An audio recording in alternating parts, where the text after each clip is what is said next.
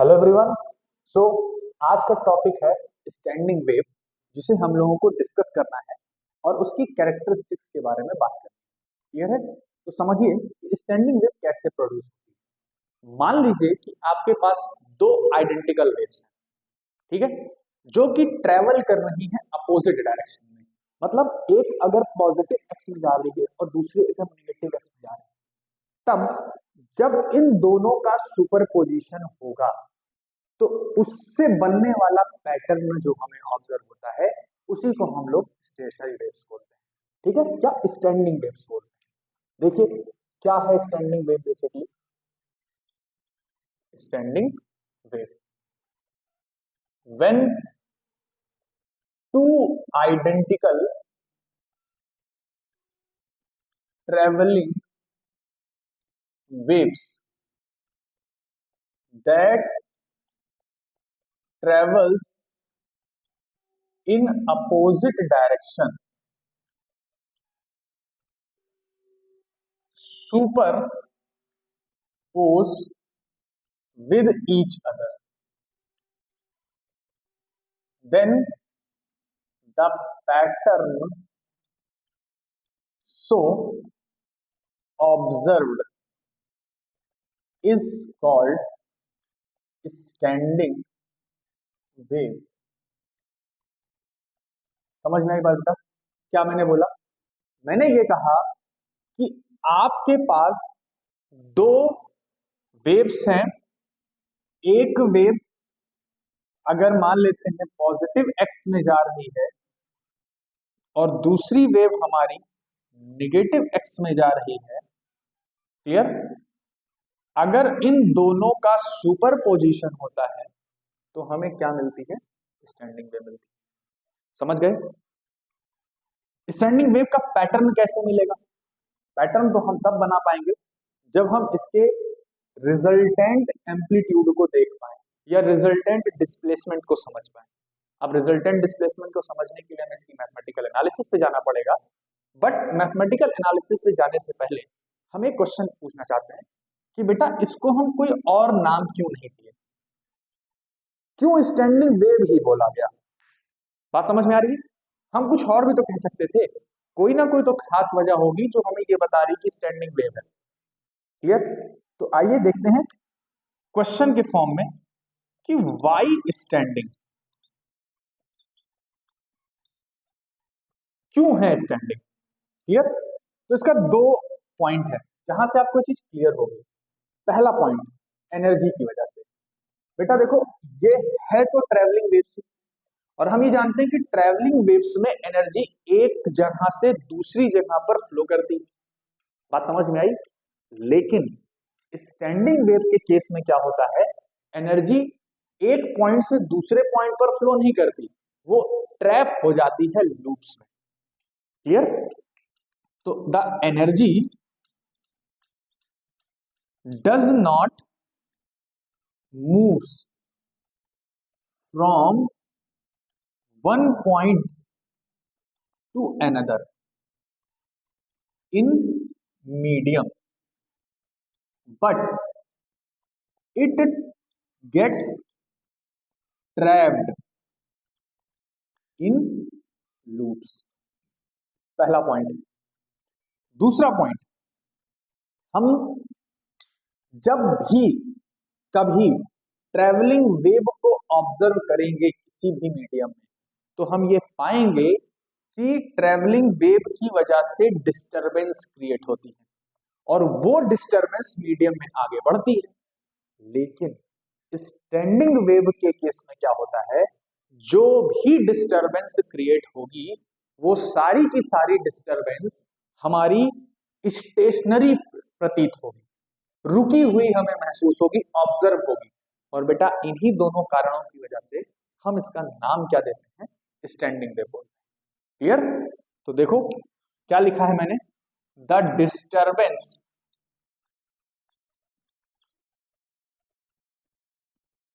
Produced by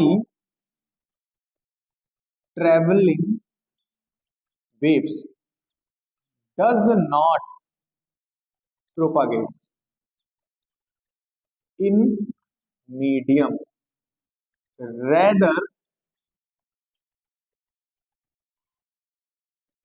it remains stationary। और इसी कारणों की वजह से हम लोग क्या नाम दे रहे हैं, standing. Due to these factors we get the name standing wave। और इन फैक्टर्स की वजह से हमें क्या नाम मिला, स्टैंडिंग वेव मिला। क्लियर हुआ?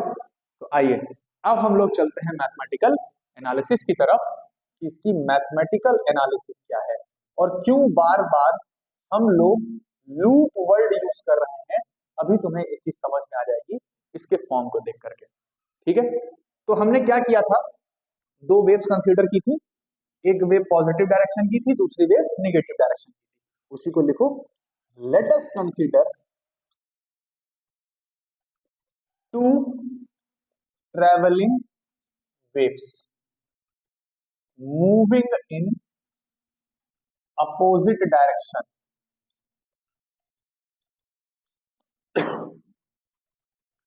superpose with each other। ठीक, having expressions as y1 is equal to a sin kx minus omega t, y2 is equal to a sin kx plus omega t। kx minus omega T positive direction की wave को represent करेगी। बात समझ में आई बेटा? के x plus omega T negative direction की wave को रिप्रेजेंट करेगी। क्लियर हुआ? बिल्कुल हुआ। अब आप पूछोगे सर यहाँ तो एम्पलीट्यूड, वेव नंबर और फ्रीक्वेंसी तीनों कांस्टेंट है, तब बेटा इसी को तो हम लोग क्या बोलते हैं, आइडेंटिकल बोलते हैं। इसीलिए तो मैंने बोला था कि यहाँ पर फ्रीक्वेंसी, वेव नंबर और एम्पलीट्यूड को क्या रखना है, सेम रखना है। ठीक है, अब इन दोनों का सुपरपोजिशन करना है, तो यूज प्रिंसिपल ऑफ सुपरपोजिशन। क्या मिलेगा, y is equal to y one plus y two. Y one की वैल्यू बताओ, a, दोनों में a है, मैं उसे कॉमन ले ले रहा हूँ ताकि तुम्हें आसानी रहे। K x minus omega t plus sine के एक्स प्लस ओमेगा टी। यहाँ पर आइडेंटिटी यूज कर लो, sine c plus sine d की क्या होती है, sine c plus sine d, two sine c plus d by two cos c minus d by two. ये आइडेंटिटी हमें यूज करनी है। ठीक है, चलो क्या मिलेगा, डायरेक्ट लिखते हैं, टू ए। जब sine c plus d use करोगे, सी प्लस डी, तो ओमेगा टी कैंसिल हो जाएगा, टू के एक्स मिलेगा, नीचे भी टू है तो वो टू से टू कैंसिल कर देगा, तो हमें रिजल्ट मिलेगा साइन के एक्स। अब देखो कॉस का टर्म आया, जैसे ही कॉस के टर्म में बात करोगे, k x minus omega t minus k x minus omega t, minus k x और प्लस के एक्स कैंसिल हो जाएगा, माइनस ओमेगा टी मिलकर के माइनस टू ओमेगा टी बनाएंगे, माइनस टू ओमेगा टी को डिवाइड कर दोगे टू से, तो हमें वैल्यू मिलेगी कॉस माइनस ओमेगा टी, ये मिलेगी। और आप ये जानते हो कि कॉस माइनस थीटा की वैल्यू किसके बराबर होती है, कॉस थीटा के बराबर होती है। तो यहां से रिजल्ट आपको क्या मिल रहा है, y बराबर टू ए साइन के एक्स कॉस ओमेगा टी। अब मैं इसे थोड़ा सा ब्रैकेट में कर दे रहा हूं, और ये जो एक्सप्रेशन तुम्हें प्राप्त हुआ, दैट इज y बराबर टू ए साइन के एक्स कॉस ओमेगा टी, यही एक्सप्रेशन है हमारा स्टैंडिंग वेव का। क्लियर? अब इस स्टैंडिंग वेव के एक्सप्रेशन को हम एनालाइज करेंगे और समझने की कोशिश करेंगे कि हम इन पर्टिकुलर केस से क्या प्राप्त कर सकते हैं। ठीक है, चलो देखो इसकी एनालिसिस देखते हैं।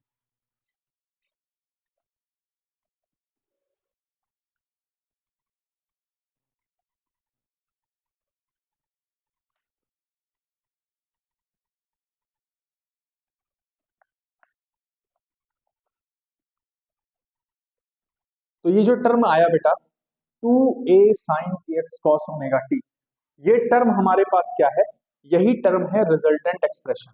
तो मैं लिख दे रहा हूं the expression y is equal to 2a sin kx cos omega t represents the expression of standing waves। अब इसे एनालाइज करो, समझो। तो by analysing this term we get that the amplitude of standing wave is not constant. ये constant नहीं है। देखो बेटा क्या कह रहा है, ये है एम्पलीट्यूड का टर्म 2a sin kx, ये टर्म कांस्टेंट नहीं है बल्कि डिपेंड कर रहा है पोजीशन x पर, समझे। But depends on position x। तो जैसे जैसे पोजीशन हमारी चेंज होती जाएगी वैसे वैसे ही हमारा एम्पलीट्यूड भी क्या होता जाएगा, चेंज होता जाएगा। तो आइए पहले हम उन पोजीशंस की बात करें जहां पर हमारे स्टैंडिंग वेव का एम्पलीट्यूड मैक्सिमम हो या मिनिमम हो। देखो, तो finding the position where amplitude is maximum and minimum, जहां पर वो मैक्सिमम हो और मिनिमम। यह कैसे फाइंड करोगे, देखो बेटा बहुत सिंपल सी बात है। फॉर मैक्सिमम, ये चीज मैक्सिमम कब हो सकती है, जब साइन का टर्म क्या हो, मैक्सिमम हो। तो साइन के एक्स की वैल्यू क्या हो, मैक्सिमम हो। साइन के एक्स की मैक्सिमम वैल्यू कितनी हो सकती है, प्लस माइनस वन। भैया देखो सीधी सी बात, साइन प्लस माइनस वन कब आएगा, देखो साइन वन कब आएगा, पहले ये देखो साइन की वैल्यू वन कब आएगी, पाई बाई टू पर, ठीक। 3 पाई बाई 2 पर माइनस वन हो जाएगा, फिर 5 पाई बाई 2 पर, फिर 7 पाई बाई 2 पर, यानी कि n पाई बाई 2 पर ये चीज मैक्सिमम होगी। तो साइन के x is equal to sine n pi by 2। अब n की वैल्यू बताओ कि n की वैल्यू क्या हो सकती है, यहां पर n की वैल्यू 1, 3, 5, 7 ये हो सकती है, समझ गए। तो दिस इंप्लाइज दैट के एक्स बराबर n पाई बाई 2, n बराबर 1, 3, 5, 7 and so on.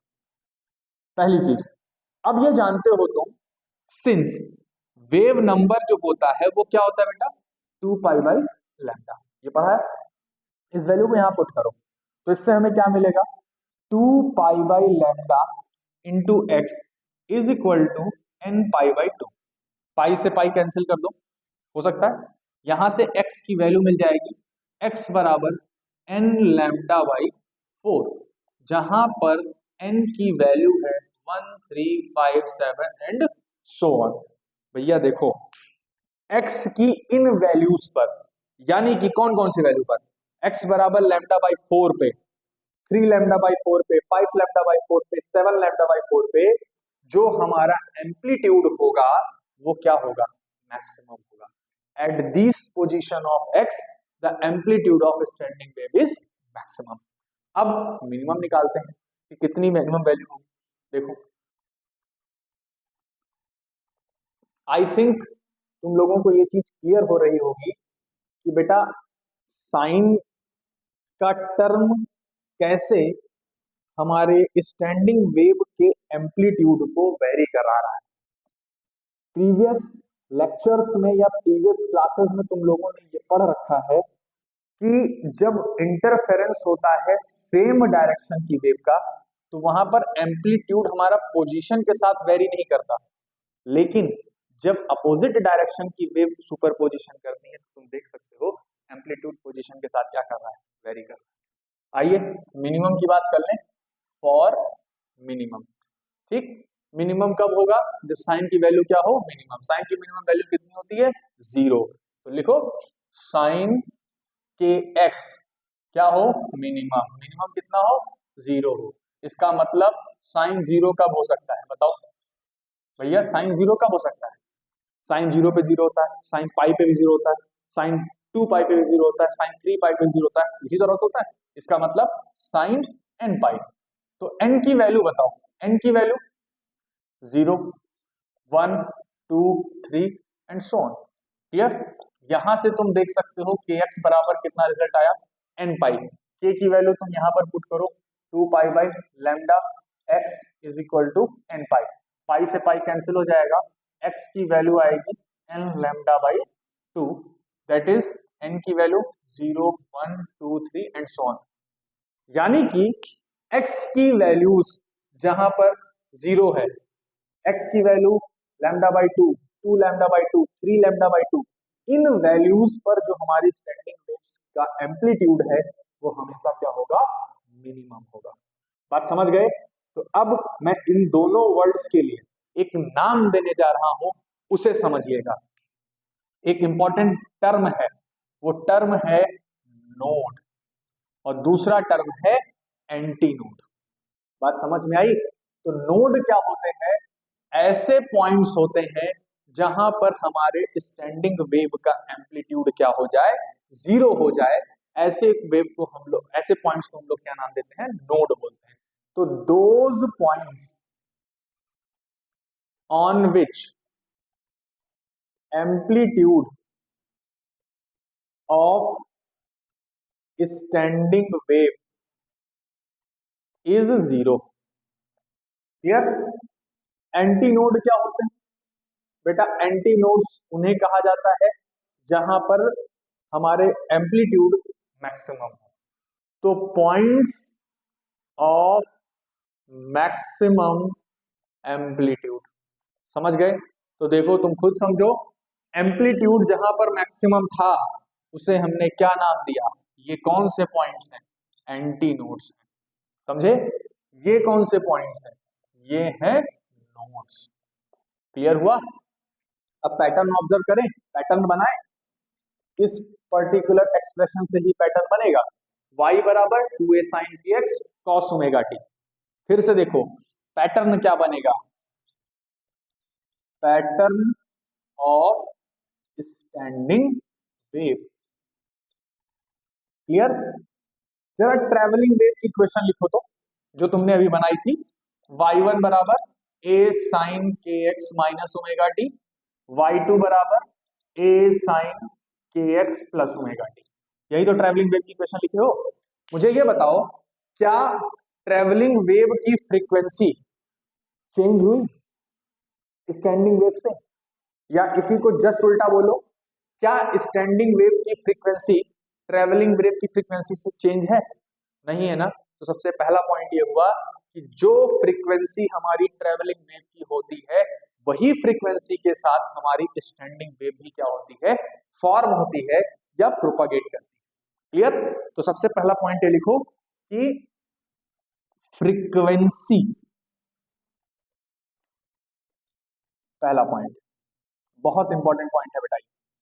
Frequency of standing wave are similar to the frequency of individual travelling wave. अब मैं ये क्यों लिख रहा हूं? ताकि मैं पैटर्न बना सकूं। समझे?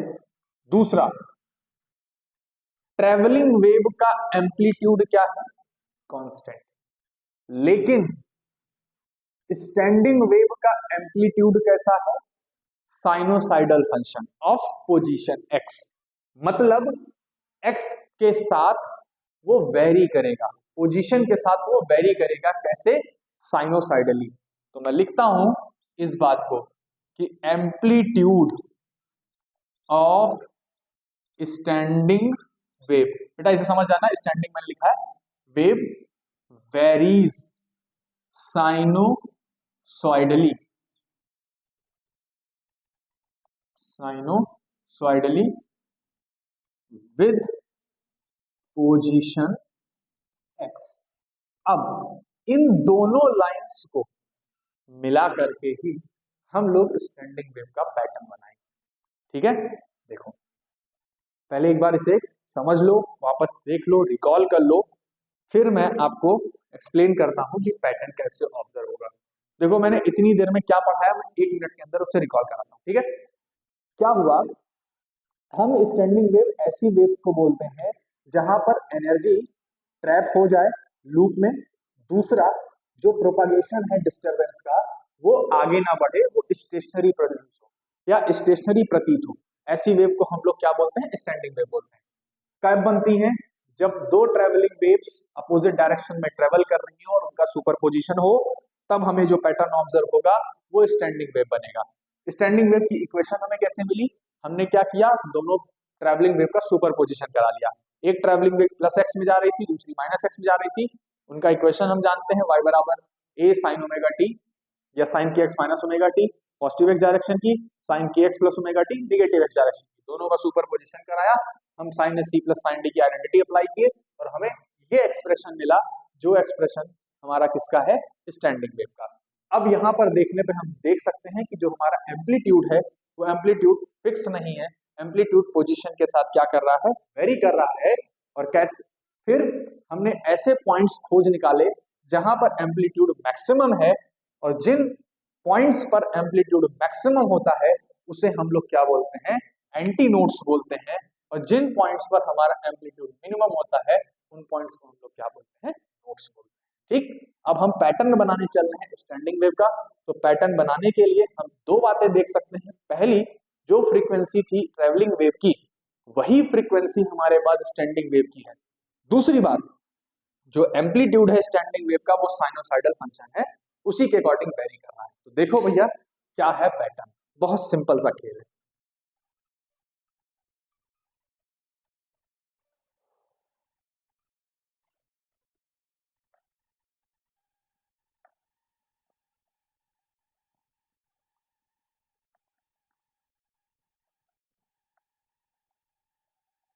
तो साइनोसाइडल फंक्शन के साथ एम्पलीट्यूड वेरी कराओ और फ्रीक्वेंसी सिमिलर रखो, बस। तो जो पैटर्न बनेगा स्टैंडिंग वेव का वो कुछ इस तरीके से बनेगा। मान लो ये हमारी रेफरेंस लाइन, हमारी ये वेव हो गई एक, ठीक, जो कि पॉजिटिव एक्स में जा रही है, क्लियर। एक वेव हो गई जो कि निगेटिव एक्स में जा रही है, उन दोनों का सुपरपोजिशन करा देना है। लो भैया करा दो। और हम जानते हैं कि ये आइडेंटिकल वेव्स, ये देखो, ठीक है, ये वाली जो वेव है वो कहां जा रही है, इस तरफ जा रही है, निगेटिव एक्स में। समझ गए, इन दोनों के सुपरपोजिशन से देखो जो पैटर्न ऑब्जर्व हो रहा है, देखो ये ये ये इसी को हम लोग स्टैंडिंग में बोलते हैं। यहाँ पे देख सकते हो लूप्स बन रहे हैं, ये मैंने बोला था ना, एनर्जी जो हमारी होगी वो ट्रैप होगी किसमें, लूप्स, तो यही है लूप का। ठीक है, देखो ऐसा कुछ जो पैटर्न बनेगा वो कुछ इस तरीके से बनेगा।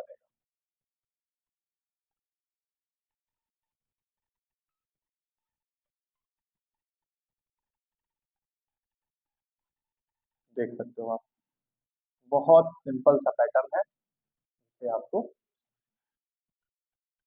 समझ गए, ये है दिस इज स्टैंडिंग वेव, लिख सकते हो पैटर्न ऑफ, समझ गए। तो अब यहां से समझो नोट्स कौन से पॉइंट होंगे, कौन से एंटी नोट्स होंगे, इसी ग्राफ में समझो, इसी डायग्राम में समझो। मैंने क्या बोला, नोड वो पॉइंट है जहां पर एम्पलीट्यूड क्या हो, मिनिमम। बताओ भैया, ये देखो ये पॉइंट नहीं दिख रहा है, मिनिमम। यहाँ पे देखो एम्पलीट्यूड मिनिमम हुआ, यहाँ देखो मिनिमम हुआ, यहाँ पे देखो मिनिमम हुआ। इन पॉइंट्स को हम क्या बोल रहे हैं, नोड। नोड को डिनोट करने के लिए हमने सिंबल क्या लिया, एन। समझ गए? बिल्कुल। अब अगला पॉइंट देखो, एंटी नोड्स। एंटी नोड्स कैसे पॉइंट्स हैं?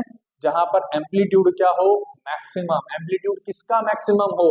स्टैंडिंग वेव का। स्टैंडिंग वेव तो ये है ना, ये तो मैंने तुम्हें सुपर पोजिशन करके दिखाया है, प्लस एक्स और माइनस एक्स की वेव का सुपर पोजिशन। तो देखो एम्पलीट्यूड कहाँ कहाँ मैक्सिमम हो रहा है, यहाँ हो रहा है, यहाँ हो रहा है, यहाँ हो रहा है। ये हो गए हमारे एम्प्टी नोड्स पॉइंट। ठीक, क्लियर हुई बात? ध्यान दो, इन दोनों पॉइंट्स को देखो। Amplitude of standing wave vary sinusoidally with position x.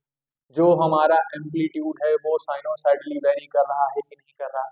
बिल्कुल कर रहा है। दूसरी बात, frequency of standing wave are similar to frequency of individual travelling wave. जो फ्रीक्वेंसी इसकी थी वही फ्रीक्वेंसी इसकी भी है। समझ गए? ये है स्टैंडिंग वेव की हमारी फीचर्स।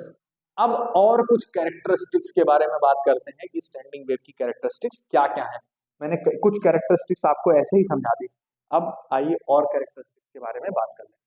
ठीक है, देखो, कैरेक्टरिस्टिक्स ऑफ स्टैंडिंग वेव्स। लेकिन इसे समझने से पहले आपको इसकी ग्राफिकल एनालिसिस करनी पड़ेगी।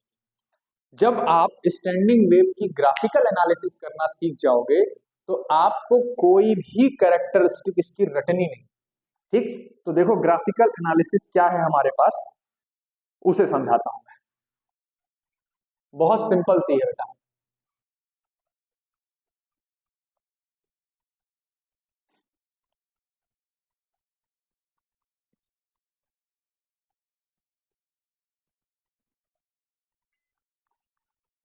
इधर मैं ग्राफिकल एनालिसिस करूंगा और साथ ही साथ इधर मैं कुछ पॉइंट्स लिखूंगा, ठीक है, ताकि तुम समझ पाओ कि ये कंडीशंस क्या बन रही है।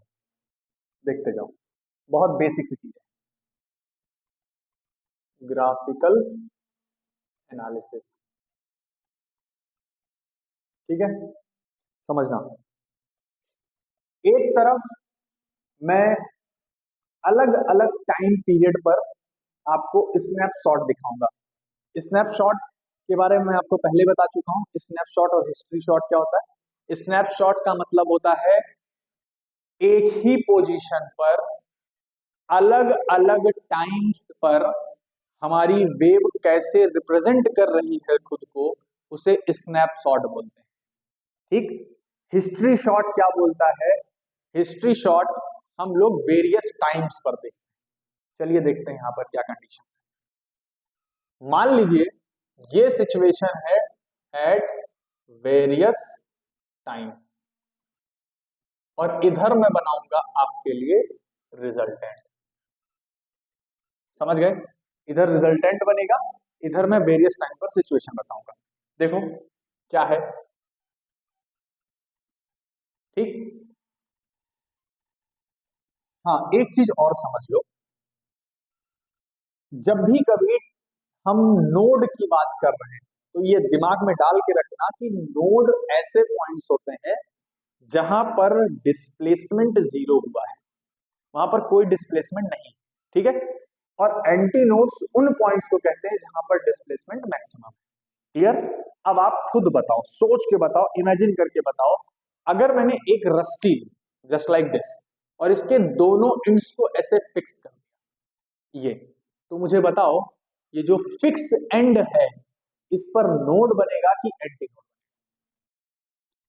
ऑब्वियस सी बात है बेटा, नोड बनेगा, क्योंकि ये दोनों एंड्स कहीं मूव थोड़ी ना कर पाएंगे। मूवमेंट तो सिर्फ इसके अंदर वाले पोर्शंस की होगी। ये दोनों एंड हमेशा क्या रहेंगे? फिक्स रहेंगे, इनकी कोई मूवमेंट नहीं होगी, इनकी जीरो डिस्प्लेसमेंट होगी या इनकी जीरो मूवमेंट होगी। इसीलिए फिक्स्ड एंड पर जो भी पॉइंट पड़ेगा वो सिर्फ और सिर्फ क्या होगा? नोड होगा। ठीक, देखो ये है हमारे पास फिक्स्ड एंड। मैंने इसमें रस्सी लगा रखी है, रस्सी को मैंने इस तरीके से बना दिया। समझ गए? अब मैं क्या करता हूं, एक इस पर वेव प्रोपागेट करता हूं जो कि पॉजिटिव एक्स में जा रही है, और दूसरी वेव प्रोपागेट करता हूं जो कि नेगेटिव एक्स में जा रही है, और दोनों आइडेंटिकल है। बस ध्यान देना और समझना।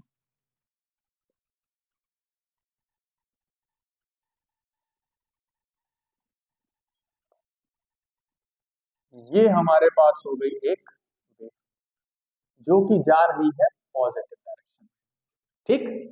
और एक दूसरी वेव हमारे पास हो गई जो जा रही है हमारी नेगेटिव डायरेक्शन में, ये।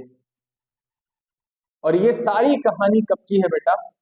t बराबर 0 पर। ये t बराबर 0 की सिचुएशन। फिर मैं t बराबर t/4 की लूंगा अगली लाइन पर, ठीक। अगली लाइन पर t/2 की लूंगा, फिर मैं अगले लूंगा 3t/4 पर, और फाइनली मैं देखूंगा इसे एक पूरी साइकिल के लिए टाइम t इंटरवल। अभी देखो बहुत सिंपल सी चीजें हैं, यहीं से सारी प्रॉपर्टी इसकी निकल जाएगी। देखते जाना बेटा, रिजल्टेंट देखो क्या मिलने वाला, ठीक है। हमारे पास सिचुएशन क्या है? अगर मैंने आपको पहले बता दिया कि ये जो दोनों एंड्स हैं ये दोनों फिक्स रहेंगे, इसलिए ये क्या बनने वाली है? नोड बनने वाली, ठीक है। ये दोनों पॉइंट्स क्या हो गए बेटा? नोड हो गए। बाकी देखो अपने आप समझो, ये पॉइंट मैक्सिमम ऊपर वाला, ये पॉइंट मिनिमम नीचे वाला, ये दोनों मिला करके एक दूसरे को क्या करते हैं? कैंसिल आउट, खत्म। यहाँ पर कोई डिस्प्लेसमेंट है ही नहीं, पहले से खत्म, नोड बनेगा। फिर ये देखो मैक्सिमम एम्पलीट्यूड मिनिमम एम्पलीट्यूड दोनों मिला करके क्या हुआ? 0। मैक्सिमम एम्पलीट्यूड नेगेटिव साइड का मैक्सिमम दोनों मिला करके दूसरे को क्या कर लिए? 0।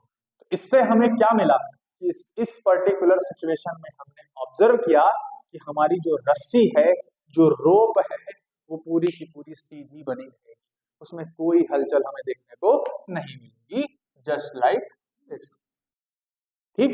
और वेरियस जो पॉइंट्स हैं वो पॉइंट्स देख लो, ये पॉइंट रहा, ये पॉइंट रहा, इसी पॉइंट को मैं यहां बना दे रहा हूं। ये दोनों पॉइंट्स भी हमारे क्या बन जाएंगे? नोड बन जाएंगे। समझ गए? अब आओ आगे t/4 पर देखो, अभी धीरे धीरे चीजें समझ में आएंगी। अब t/4 को समझो, क्या है t/4? t/4 का मतलब t/4 टाइम पीरियड बाद क्या सिचुएशन, ठीक है। चल बेटा देख, इसे डायग्राम में समझ। ये है हमारे पास एक वेव, ठीक है। यहां से स्टार्ट होती है 0, t/4, t/2, 3t/4, और ये है t साइकिल। एक पूरी साइकिल मैंने बनाई ताकि तुम्हें ये चीज समझ में आ जाए कि हुआ क्या। देखो क्या बोल रहा हूं मैं, जो डार्क वाली लाइन है वो राइट साइड में जा रही है, ठीक। भैया बताना मुझे, जब ये आगे बढ़ेगी ऐसे, तो तुम देख सकते हो, अगर मैं थोड़ा सा पीछे प्रोपागेट करता, इस वेव को थोड़ा सा बढ़ाता, तो ये वेव ऐसे आती कि ना आती? बिल्कुल आती। तो इसका मतलब क्या हुआ? इसका मतलब ये हुआ कि t/4 पर, ठीक, इस समय पर ये पॉइंट यहां आ चुका होगा। कुछ बात समझे? क्योंकि बेटा ये वाली वेव तो आगे जा रही है ना, तो देख सकते हो अगर t बराबर 0 पर ये पॉइंट यहां पर था, तो t/4 पर ये चीज यहां आ गई कि नहीं आई? बिल्कुल आएगी।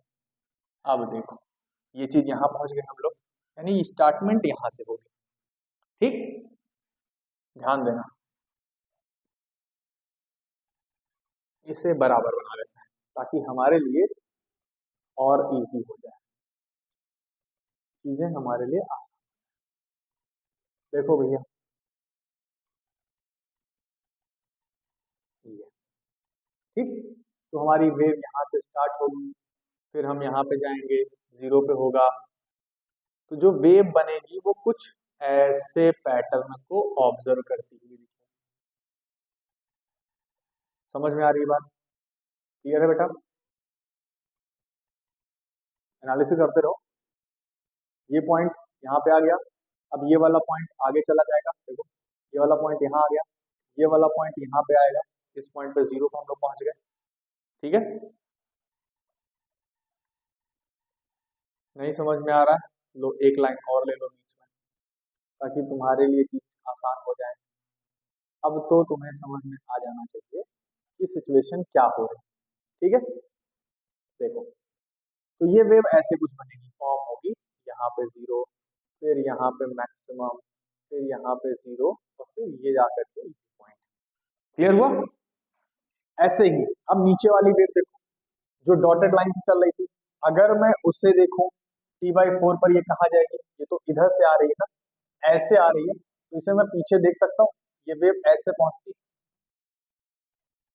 समझे। तो ये वाला पॉइंट अब यहाँ जाएगा, यानी कि यहाँ आ गया, तो यहाँ से कहानी शुरू हुई ऐसे, फिर ऐसे, फिर ऐसे। बात समझ में आ रही है। तो ये है हमारे पास पूरा सिनेरियो या ग्राफिकल एनालिसिस। ठीक, अब बताओ रिजल्टेंट पर हमें क्या मिलने वाला है, रिजल्टेंट पर बात करते हैं तब समझ में आएगा। ठीक, देख भैया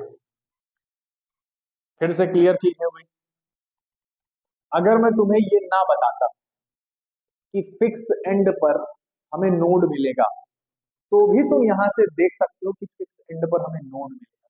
कैसे, देखो ये वाली पॉजिटिव डायरेक्शन की, ये वाली negative direction, maximum amplitude positive direction का, मैक्सिमम एम्पलीट्यूड निगेटिव डायरेक्शन का, दोनों मिलकर के एक दूसरे को क्या कर दे रहे हैं, कैंसिल आउट। इसलिए यहाँ क्या मिला, नोड। यहाँ क्या मिला, बात समझे, बिल्कुल समझे सर।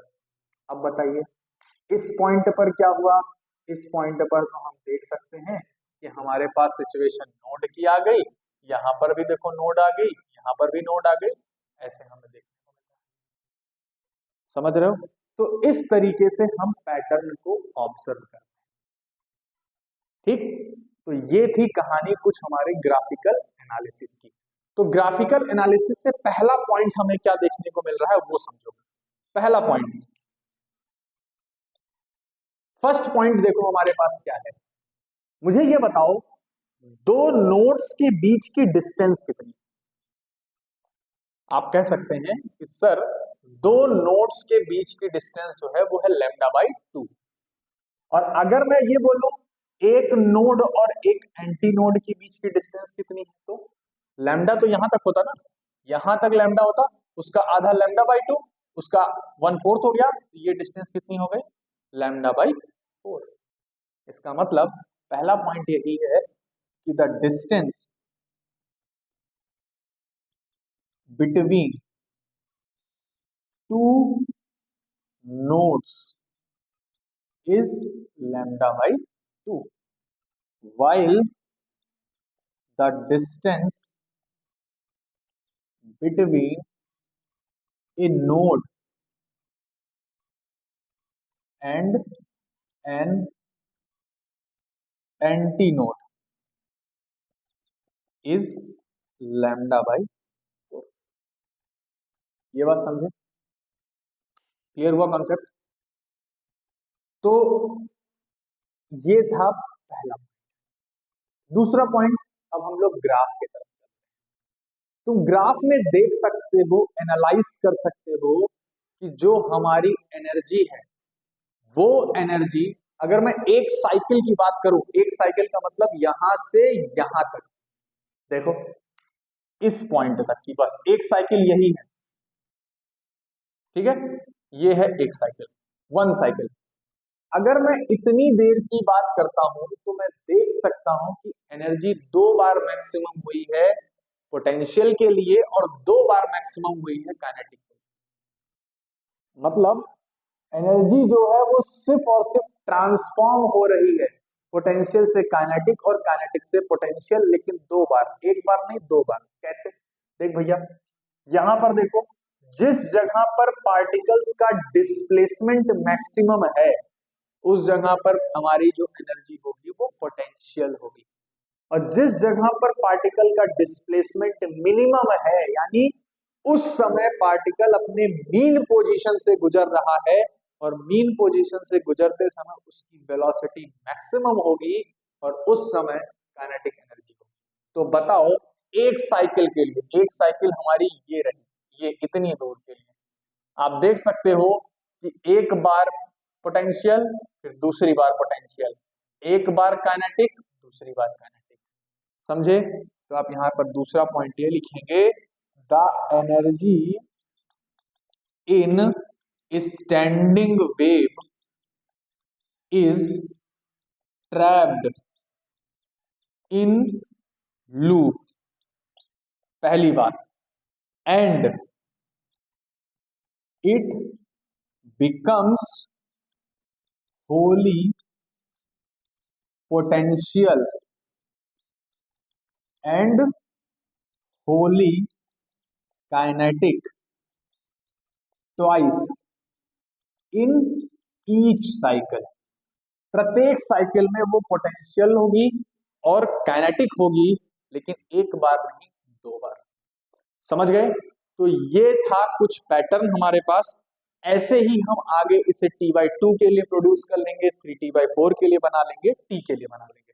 तो अगर तुम इसके पैटर्न को एनालाइज करना चाहते हो, सिर्फ और सिर्फ पैटर्न को, तो चलो मैं उसके पैटर्न को बना के दिखाता हूं, इसका पैटर्न कैसे हमें मिलता है, रिजल्टेंट हमें क्या मिलता है।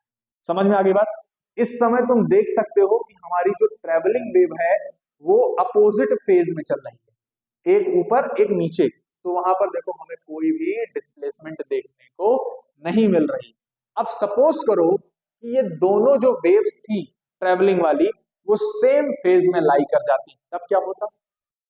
तब हमें कोई अलग पैटर्न देखने को मिलता। वो पैटर्न क्या मिलता, इसे समझिएगा, ठीक है? देखते चलना। ये जो पैटर्न तुम्हें ऑब्जर्व हो रहा है, ये पैटर्न तुम्हें ऑब्जर्व हो रहा है अपोजिट फेज के इंटरफेरेंस की वजह से। आइए चेक करते हैं कि आगे की कहानी क्या है, ठीक है? अब मैं थोड़ा डायग्राम जो है वो बड़ा बनाऊंगा और क्लियर बनाऊंगा, ताकि तुम समझ जाओ इसकी ग्राफिकल एनालिसिस को। देख बेटा, इधर हम लोग बात करेंगे टाइम टी की, ठीक, और इधर मैं बात करूंगा रिजल्टेंट। समझे? वेरियस टाइम की बात हो रही है, टी बराबर 0 से शुरू होती है कहानी। तो टी बराबर 0 पर देखो क्या मिलने वाला है पैटर्न। ये है हमारे पास fixed end of the string, ठीक, क्लियर हुआ बात? यहां पर हम देखते हैं कि हमारी जो वेव है वो कुछ ऐसी है।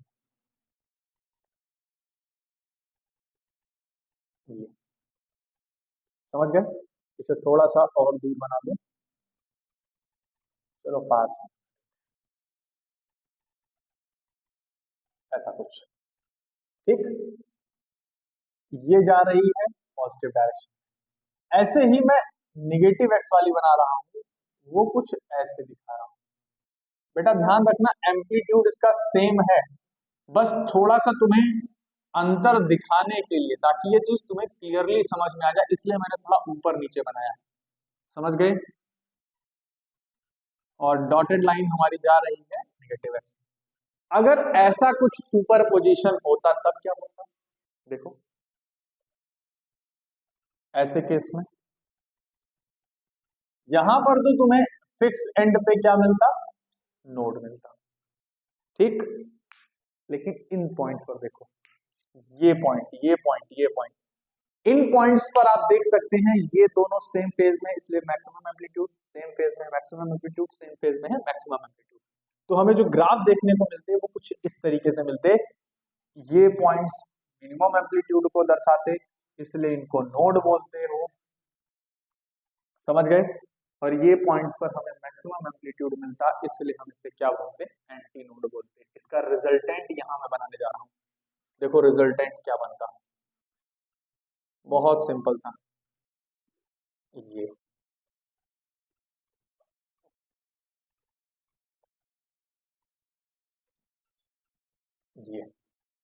समझ गए? तो ये है एंटी नोड। अब टाइम पीरियड चेंज कर दो, T/4 पर बात कर लो। अभी देखो मजेदार चीज होगी, T/4 पर क्या निकल के आएगा? T/4 पर, T/4 का मतलब जो पीछे वाली वेव है, देखो अब नीचे से स्टार्ट होगी, यानी कि सब कुछ खेल अब ऐसे चलेगा,